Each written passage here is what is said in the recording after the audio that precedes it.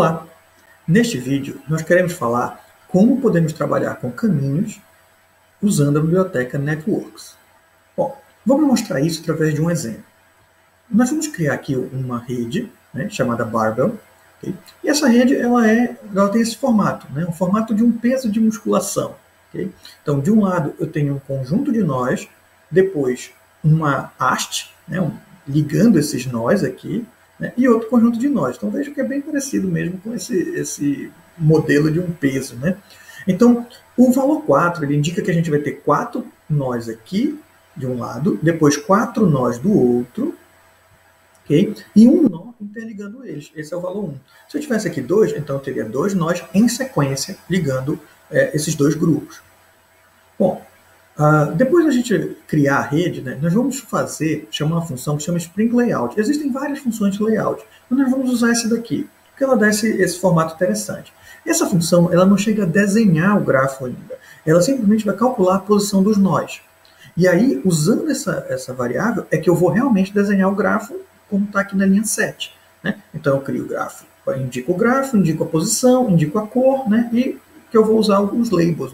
Lembre-se que os labels aqui são numéricos. Bom, depois eu vou criar aqui uma lista de tuplas, que vai indicar um caminho nessa rede.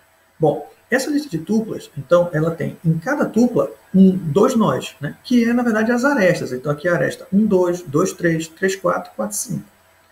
Bom, usando esse caminho, eu posso usar uma outra função da biblioteca Networks, que é para desenhar arestas.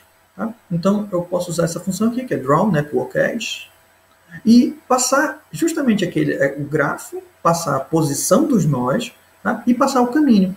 Okay? Aqui são apenas um tamanho para a aresta, para que ela fique com esse tamanho um pouco maior do que a aresta real do grafo, vamos dizer assim.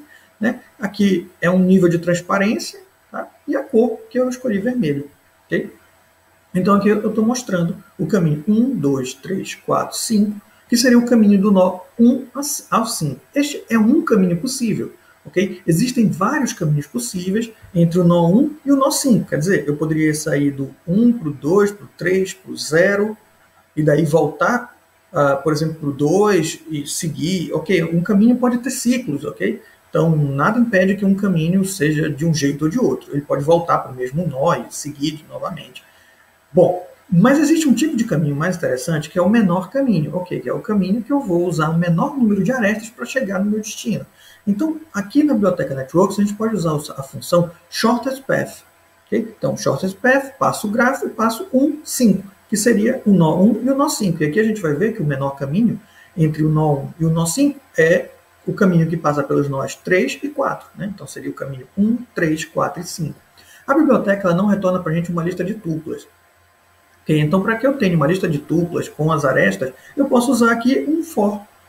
Aqui, então, eu faço um for em cima da minha lista de caminhos, e aí vou criando, então, cada um dos das minhas arestas.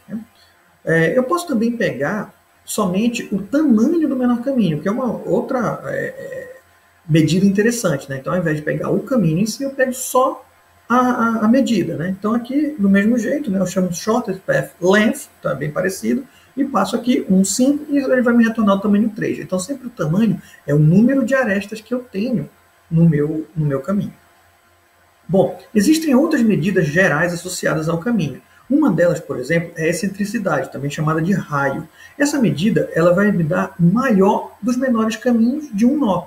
Então, por exemplo, no caso do nó 4, o maior caminho dele, o maior dos menores caminhos, é 2, certo? Que é a distância dele para o nó que está mais longe, vamos dizer assim, dele. Então, nesse caso dele é 2.